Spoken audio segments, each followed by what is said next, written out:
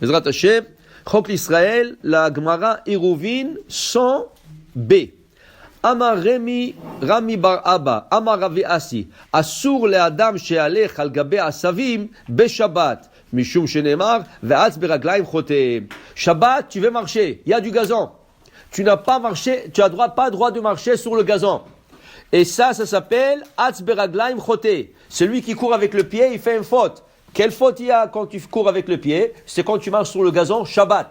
On n'a pas le droit de marcher sur le gazon. Tanichada mutar. Mais une place nous dit, il est permis de marcher sur le gazon Shabbat. Et Vetania idach asur. Et l'autre braïta nous dit que c'est asur. Alors est-ce que c'est permis ou c'est interdit? Dit la Gemara la kashia. C'est pas une contradiction. Ha belachim, ha bivishim. Il dit si le gazon est mouillé, c'est ça qui est interdit. Pourquoi? Quand il est mouillé, tu piétines là-dessus, tu déchires le gazon. Avec ton pied, tu fais pas, tu déchires. Quand le gazon est sec, dit Rashi, il est sec déjà. Alors il est considéré déjà comme s'il a été arraché. Qu'est-ce que tu fais? Quand tu marches sur une plante, ou quand tu arraches une plante, elle est connectée, et là, elle a de la vie. Et quand tu l'arraches, tu l'as enlevé de la vie. Ça, c'est quand elle est fraîche. Okay? Alors le gazon, quand il est mouillé, il est bien, tu marches là-dessus, tu le tues. Mais quand le gazon est déjà sec, il est considéré déjà comme mort. Il est déjà mort. Alors si tu marches là-dessus, il n'y a pas de problème. Alors il dit ici que des fois tu as le droit de marcher sur le gazon Shabbat, et des fois non. Si le gazon est frais et mouillé, ne marche pas. Même s'il n'est pas mouillé complètement, mais il est frais encore, ne marche pas. Si le gazon est déjà sec, là tu ne marches pas sur le gazon le jour de Shabbat. Sur le sable, il n'y a pas de problème, mais tu n'as pas le droit de toucher le sable. Le sable est mouxé. Alors si tu vas à la plage Shabbat, fais attention de ne pas toucher le sable avec tes mains. Il y a là-bas une chaise, assis-toi sur la chaise. Tu marches sur le sable, même si tu marques le sable avec ton pied, pas de problème. Même quand il y a la neige. Quand tu marches dans la neige, il y a des empreintes. Les empreintes, c'est pas un problème. Parce que tu fais pas attention. Qu'est-ce que tu fais? Mais toucher le sable, nous n'avons pas le droit de toucher Shabbat. Les enfants, jusqu'à l'âge de, on va dire, 5, 6 ans, tu peux le laisser. C'est mieux de ne pas, qu'ils jouent pas dans le sable. Mais tu laisses, mais faire comme, par exemple, comme ils font les petits enfants, des châteaux, des sables, ça, alors, ça non.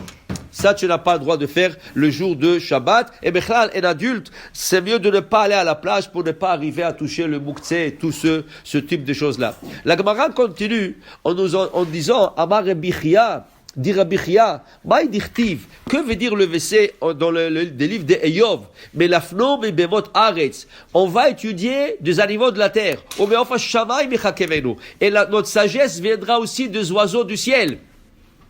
Mais l'afnom et bemot aretz, dit la Gemara, ilolo litna Torah, Amar Rabbi Yochanan, ilolo litna Torah, si la Torah ne serait pas donnée, aïnu nevedim, on aurait étudié tzniut michatul. Dans la Torah, il y a une mitzvah qui s'appelle tzniut. Tzniut, ça veut dire d'être pudique. Cette mitzvah, selon beaucoup de commentateurs, elle fait partie des 613 mitzvot. Vous savez que le commentateur, il battent la question, qu'est-ce qui fait partie des 613 mitzvot? Le Maïmonide, il a une liste, le Ramban, le Nahmani, il a une autre liste qui n'est pas d'accord, il y a le Samag, il y a une autre liste, il y a plusieurs commentateurs qui sont en discussion, quels sont les 613 exacts? Mais plusieurs pensent que la tzniut, d'être pudique, ça fait partie de ces 613 mitzvot. Si la Torah n'aurait pas été donnée, Haz Shalom, on l'aurait pas accepté à Sinaï, on l'aurait appris du chat. Le chat, il peut nous enseigner la pudeur. Comment? Regarde le chat. Quand il veut se nettoyer, toujours il va dans un coin. Alors dit la Gemara, voilà, tu peux apprendre la Torah d'un animal.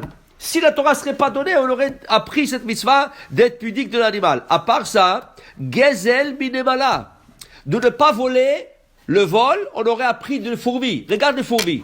Quand une fourmi arrive, elle trouve quelque chose qu'elle veut prendre sur elle, et c'est trop lourd. Qu'est-ce qu'elle fait? Elle laisse la chose, et elle va chercher de l'aide dans le nid.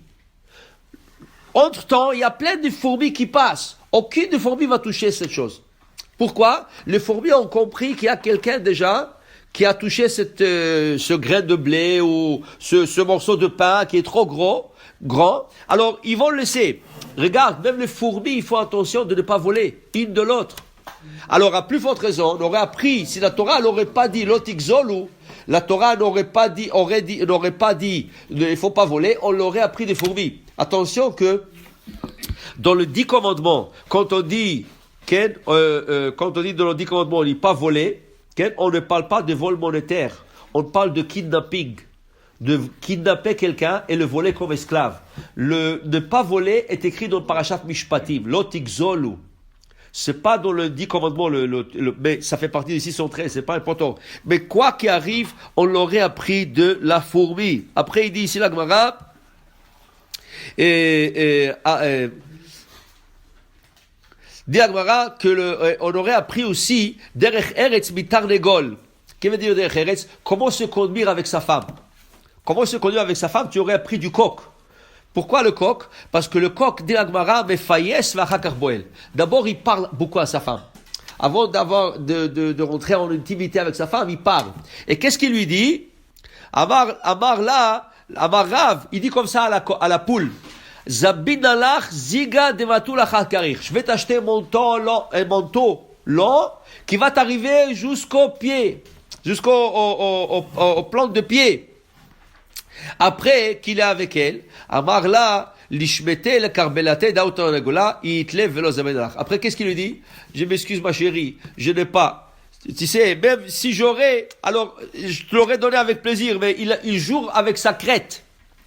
Avec sa crête, il joue à la poule qu'il n'a pas. Mais d'abord, il était gentil, il lui a parlé, tout ça. Alors, pour te dire, on aurait appris ce derech eretz du coq, comment il se conduit avec la poule. Pour dire, la Gemara avait nous enseigné que si la Torah ne serait pas donnée, on aurait appris toutes ces qualités de Torah. On aurait appris des animaux. C'est pour ça qu'Akadosh Baruch Hu a créé les animaux avant les hommes. D'abord, il a créé les animaux. Et que leur bonne qualité soit imprégnée dans l'homme, et après il a créé Adam et Chava. Baruch Adonai Le'olam. Amen ve Amen.